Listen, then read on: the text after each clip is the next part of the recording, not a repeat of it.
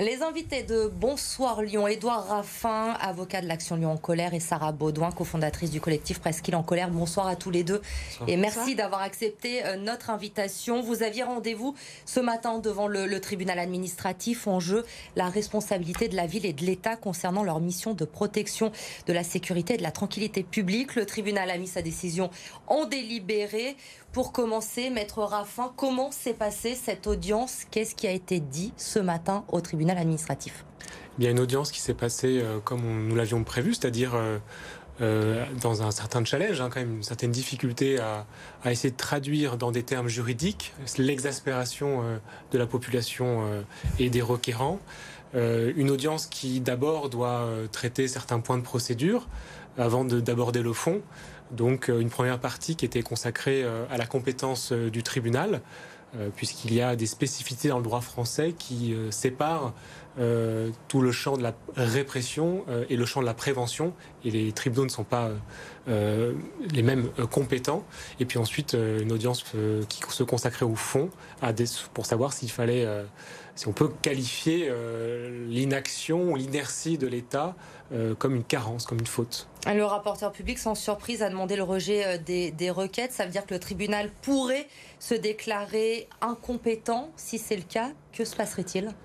Alors il ne faut pas préjuger, nous avons porté une parole, défendu notre point de vue, on ne peut pas préjuger de ce qu'ils vont décider, mais peut-être une incompétence du tribunal administratif sur l'instance contre le maire de Lyon, puisque nous avons critiqué au départ des problèmes de répression à cause des rodéos et des nuisances sur la presqu'île. Néanmoins, nous avions aussi demandé des mesures, un plan de mesures préventifs dans le cadre de cette instruction.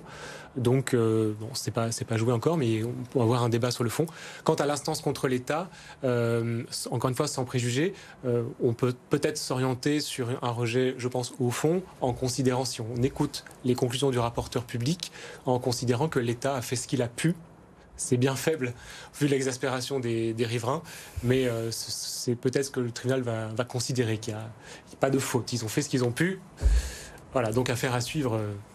Justement, Sarah Baudouin, à l'issue de cette audience, la ville qui dit que c'est à la préfecture d'agir, la préfecture qui dit qu'elle met les moyens, qu'elle fait tout ce qu'elle peut faire. Vous, en tant qu'habitante de la Presqu'île, cofondatrice du collectif en colère, comment vous ressortez de cette audience? Comment vous l'avez vécue? J'imagine qu'il y a un peu de déception. Alors, c'est pas vraiment de la déception, on est quand même soulagé parce que le combat, on l'a mené jusqu'au bout. Enfin, en tous les cas, notre combat, c'était aussi de porter la voix de tous ces riverains qui n'en pouvaient plus jusque devant la justice. Voilà, donc on est quand même soulagé d'être arrivé jusque-là. Ensuite, on reste déterminé parce que on a entendu les conclusions du rapporteur public. On espère juste que le tribunal administratif en fait ne se laissera pas leurrer en fait parce que pour nous on pense qu'on est en train de déplacer le débat en fait. Et aujourd'hui notre combat, même si effectivement la répression fait partie de la réponse. En fait, notre combat, il n'a jamais porté là-dessus. En fait, notre combat depuis le début, c'est justement de dire que on demande à la mairie de Lyon, à la préfecture, des moyens, de mettre les moyens nécessaires et suffisants pour arriver à enrayer ces problèmes. Oui, vous ne demandez pas forcément plus de répression, plus de présence policière, mais un travail de prévention, c'est cela? C'est-à-dire que la présence policière, elle n'est pas forcément répressive. C'est qu'en fait, justement, nous, ce qu'on a constaté sur le terrain, c'est que quand la police est là, sans même parler de répression, quand elle est présente, non seulement ça rassure les habitants, mais ça met une ambiance un peu plus sereine. Voilà. Plus dissuasif. Dissuasive. Et en fait, on n'est pas là, nous, c'est pas notre métier, de dire de punir un tel pour tel acte commis. Ça nous regarde pas et c'est pas notre combat. Notre combat, il est vraiment sur la question de savoir si les moyens suffisants ont été mis. Et aujourd'hui, on a la preuve tous les jours que non, les moyens suffisants ne sont pas là. On vous a rencontré plusieurs fois sur BFM Lyon, on vous suit évidemment dans vos combats. Est-ce que vous pouvez nous raconter un petit peu, Sarah, ce soir, votre quotidien, justement, en tant qu'habitante de la Presqu'île?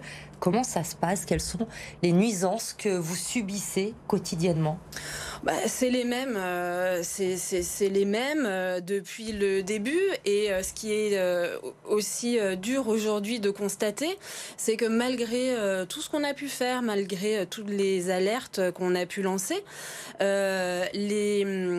les nuisances ont changé, se sont aggravées. Parce qu'au début, on était vraiment sur des nuisances sonores qui pourrissaient la vie. C'était un enfer, mais voilà, on n'était plus sur des nuisances sonores. Aujourd'hui, on est sur des nuisances qui font vraiment peur, quoi. Quand maintenant on voit qu'on en arrive à avoir des rodéos qui n'étaient pas d'ailleurs la nuisance, enfin qui n'étaient pas le point de départ de notre action. Quand on voit maintenant qu'on peut faire des rodéos un soir, en pleine journée, un vendredi soir, en pleine journée, place Bellecour, non seulement place Bellecour, mais rue Victor Hugo, Perrache, et qui soit arrêté dans un autre arrondissement de Lyon, en fait, ça prend notre combat prend tout son sens ici. C'est-à-dire que, en fait, un jour, forcément, ça va arriver que quelqu'un se fasse renverser, sera peut-être même tué. Donc là, effectivement, on punira la personne qui a fait ça, mais enfin, en attendant, une personne sera morte. Et nous, ce qu'on demande depuis le début, c'est qu'en fait, il faut absolument éviter que ça arrive. Vous constatez clairement aujourd'hui que l'insécurité est en hausse globalement à Lyon. Certains disent c'est un sentiment d'insécurité, il n'y en a pas plus qu'avant. Vous qui y êtes au quotidien, vous constatez que oui, il y a cette hausse aujourd'hui? Moi, je pense que les gens qui parlent de sentiment d'insécurité sont des gens qui ne vivent pas dans ces endroits-là. Et aujourd'hui, oui. C'est clairement établi. D'ailleurs, on le voit tous les jours dans les journaux. Oui, il y a de l'insécurité à Lyon. Aujourd'hui, oui, moi, je ne prends plus la rue de la République la nuit. Oui, on n'est pas serein. Maître Raffin, justement, on attend évidemment la décision du tribunal administratif qui pourrait peut-être se déclarer incompétent. Il y a des cas qui font jurisprudence à Paris, à Marseille. C'est un espoir pour vous que ça aille jusqu'au bout, justement, cette action que vous menez aujourd'hui? Tout à fait, c'est ce qu'on appelait dès ce matin. On a dit que les Lyonnais et les Villeurbanais ne comprendraient pas que le tribunal se déclare incompétent sur une ou deux des procédures, et on les invitait ce matin à justement se pencher réellement sur les demandes, analyser la question principale qu'on a posée, c'est est-ce que oui ou non les mesures de police préventive sont suffisantes? C'est une question qui est très simple, mais qui effectivement est très difficile à trancher sur le terrain. Il y a eu beaucoup de confusion dans la bouche du représentant de la préfecture à l'audience. Lui-même confond les mesures de prévention, de répression. Ces opérations sont mixtes en fait. Donc on les a trouvés un peu confus, un peu démunis aussi, presque un aveu d'impuissance en fait, parce qu'ils sortent des chiffres comme quoi ils auraient agi depuis un an et demi. Mais en vérité, c'est l'action qui est menée par les requérantes.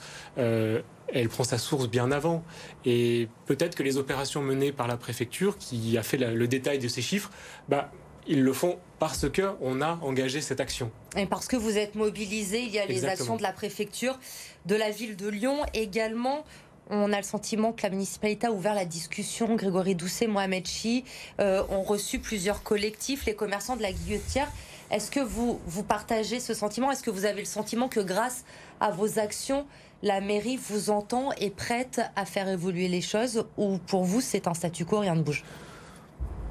À la mairie, je ne crois pas. Pour moi, c'est un statu quo. À la mairie, en tout cas. Parce qu'il y a déjà eu des... Enfin, Sarah, vous répondrez, c'est la question est pour Sarah. Mais en juin, il y a déjà eu des concertations pour la Guillotière, il me semble. C'était beaucoup de paroles, d'échanges, mais qui n'ont pas débouché sur des actes concrets, je crois. Et puis, quant à la Presqu'île, non, les discussions sont très vite arrêtées. Donc non, pour moi, il n'y a pas de discussion engagée avec la mairie aujourd'hui. Parce que la discussion est plus intéressante auprès de la préfecture qui, grâce à notre action, grâce à votre engagement depuis 2 ans et ce qu'on a porté, est obligée de maintenant se défendre et d'expliquer quelles sont les opérations qu'ils mettent en œuvre, quelle interpellation, quelle destruction de quads et de motos. Ils donnent des chiffres, ils sont obligés maintenant de rendre des comptes. C'est au moins à ça que notre action sert. Et d'agir donc grâce à votre action, la décision mise en délibéré, on le rappelle. Merci à tous les deux. deux d'avoir été avec nous ce soir sur le plateau de BFM Lyon. On reviendra évidemment dès qu'on aura eu la décision du tribunal administratif sur ce dossier.